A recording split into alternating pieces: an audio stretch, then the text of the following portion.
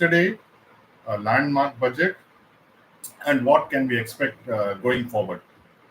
Now, I was very worried about whether the powers that be have will listen to the public. It's like, the public is just like a child crying for milk, and the mother heard it, and it looks like something has come for everybody. So now, this budget is a very interesting budget. Many people expected it to be a Nirmala Sitaraman's budget, and some people have wanted it to be a Chidambaram kind of budget, which is big ideas. Generally, this government has always had this, notion of doing everything incrementally. They don't do any big bang reforms or big bang announcements. The last big bang they did ended in disaster, as I mentioned, that is demonetization. So I was wondering as to what kind of budget you will get. So I would label this as Kallis budget. Jacques Kallis was a famous South African all-rounder. Many of us would have seen his exploits. He was a contemporary of Sachin Tendulkar. If we were to believe that the budget of so what is the important thing of the budget is most people are happy because there's a big budget boost for middle class, no income tax up to 12 lakhs. If you ask somebody today on the street, they would talk about this as the single biggest thing in the budget. However, in my opinion, there are many things in the budget which has laid the groundwork of what we call Viksit Bharat, which you mentioned many times. You see, it's become a joke that you talk about Viksit Bharat and 2047 while you're not looking at what is happening today. I think for the first time in many years, in the 11th year, they have now looked at the real India, which consists of all sections of the society, including the middle class. Usually, middle class used to get short charged, and invariably they were left out. So this time is an all-encompassing budget. It actually will please all when it is implemented in full, which I think they will. There have been a lot of cribbers still saying that there is no money for railways, no money for defense, no money for infra, and I will, in the next few slides, tell you that is completely untrue. So this budget is something like, as I said, Jacques Kallis. The personality of this budget is like Jacques Kallis and not Tendulkar. If somebody were to differentiate these two cricket characters, you would say Tendulkar, test match player, great player, attractive strokes, and generally like he's called as the god. Whereas Kallis, people don't have too much of a opinion of him. They say he was a good all-rounder. Incidentally, Tendulkar also was a semi-all-rounder because he also bowled both in one days and test and in T20. Kallis was a big bowler as far as South Africa was concerned. And he was also a batsman. A true all-rounder, if there was one, was Kallis. So this budget, in my opinion, is like Kallis, but completely, overshadowed by other people like Tendulkar. If you look at the record, for instance, okay, so this is the major crib. The private capex revival is expected. Public capex is not there. In fact, last year there was a lakh and 10,000 crores. This time it has gone to lakh and 20,000 crores. Out of that, 11 lakhs, 10,000 crores. This time it has gone to 11 lakh 20,000 crores. So basically, not much of an improvement. But if you look at it last time, only about the budget is expecting that only about 10 lakhs crores will be, spent, which means we are having a 12% increase over last year. Now, 11 lakh crores itself was a very big amount. So one is not expected that they will completely, complete the entire quota. So even with that, it's there in the pipeline, and we have 3 more months. So I think if you take it, even if it's 11 lakh last time and 11 lakh 20,000 this time, you will get a significant improvement month on month for the infrastructure sector. So let me just tell you about this, which I found very interesting. Let's look at Tendulkar. Tendulkar did, these are test match figures, 200 tests, Kallis 166. And if you look at runs, 15,921 for Tendulkar and 13,289 for Kallis. And if you look at the batting average, Tendulkar is 53.78, Kallis is 55.37. So Kallis has got a better batting average than Tendulkar. Contemporaries, Tendulkar flamboyant, Kallis understated but better average than Tendulkar. Now, if you look at how we compare, if you take Kallis, he's got his average. I mean, this number is slightly different. I've taken from ESPN Cricket Info, that is the number. But anyway, here too, if you they have eliminated some tests or they've added something. But anyway, the point is, Kallis average is higher in batting, and in bowling, he's taken 271 wickets. Zahir Khan, our frontline bowler, took 273 wickets at around the same average. Jacques Kallis and Zahir Khan, as far as bowling is concerned, are comparable. As far as batting is concerned, is comparable with Tendulkar. So basically, this budget is Tendulkar plus Zahir Khan budget.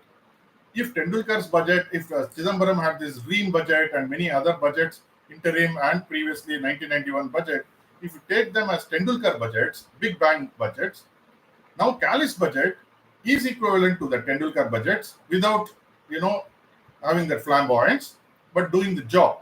And also it adds more like Zahir Khan did. Again, not very flamboyant, but, these Kallis beats or equals Zahir Khan in terms of the kind of average. So therefore, this budget has to be looked upon in the light of there is not a single big bang kind of idea. There are a number of ideas which can lay the groundwork for a good, for progress in 2025. Now, 2024 was a bad year for India in terms of stock market, in terms of inflation, in terms of, interest rates, in terms of currency. I think the way this budget has been framed, there is every possibility that 2025 India should be the cynosure of all eyes. So this budget basically talks of spurring agriculture growth and productivity, taking everyone together. That is what inclusive growth plan, which I was talking about. You don't leave out any one section of the society, either the poor or the rich or the middle class. This is what they've done. They have looked at industry, MSMEs they're focusing on, securing energy supplies through this nuclear, which is a very, very important and which generally people don't understand. But I think that will make a difference. They're promoting exports and enabling employment. So all this, and rural prosperity and resilience. So all these things have been taken care of in this budget. And after all these giveaways, you see the fiscal deficit from 6.4 in 2022-23, 5.6 in 23-24, 4.8 last year. Now it's going to come to 4.4. That's an amazing kind of fiscal prudence. Revenue deficit is come, effective revenue deficit is down. So basically, this budget is a please all budget without having any big bang, dhamakas. There, whatever is there has been steadfast. I would say something like Rahul Dravid, if you're looking at how it has gone around getting to the target. And I said it's more like Kallis. So I will pause here. You can have a look at the sectors. Somebody wanted to know which sectors will benefit. In my opinion, all sectors will benefit. You take power, tobacco, consumption, infrastructure, agriculture, leather, electronics, telecom, water, and airlines. Every sector, there is something for it. So you can have a pause and have a look at it and then decide what you want to do. Then you have healthcare, tourism, and battery manufacturing. There's nothing which has been left. Now, the question is, have railways and defense got less allocation? In fact, railways has been allocated 2.9 lakh crores, making a 12% increase over past year. So there is an increase in railway budget, and in defense and national security, it has been raised by 10%. If you recollect, the defense minister, Mr. Rajnath Singh, said, this year we will focus tremendously on upgrading our equipment. This year will be the year of defense. So though the stocks were beaten down, I believe that sooner or later, sense will come into that and things will, people will begin to, flock towards that. Now, because they have gone up so much and it was in bubble territory and they have come down, not all stocks are likely to go up, but select stocks will go up based on their performance. Now, this is something which I'm worried about. This is the rationalization of taxation of capital gains on transfer of capital assets by non-residents, which includes FIIs. See, all of us are paying long-term capital gains of 12.5. FIIs were paying 12.5 on listed securities, and other securities than listed, they were paying 10%, which is going to go to 12.5% from April 1, 2026. So this is something which may create some shudder among the FIs. But remember, everybody is paying 12.5. They are also paying 12.5 on the listed securities.